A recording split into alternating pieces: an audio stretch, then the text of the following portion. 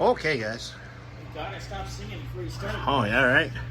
Last few things for the 66 T-Bird. At least for me right now.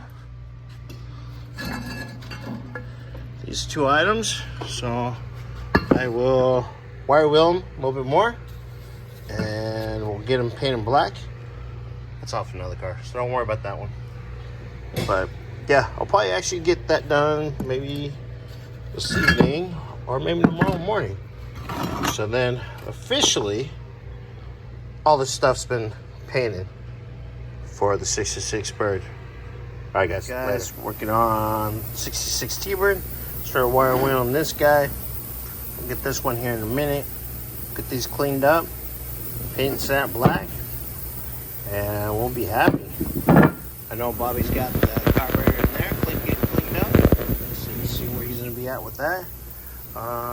Next clip will probably these being wired wheeled and start painting them. Yes, well, these are ready.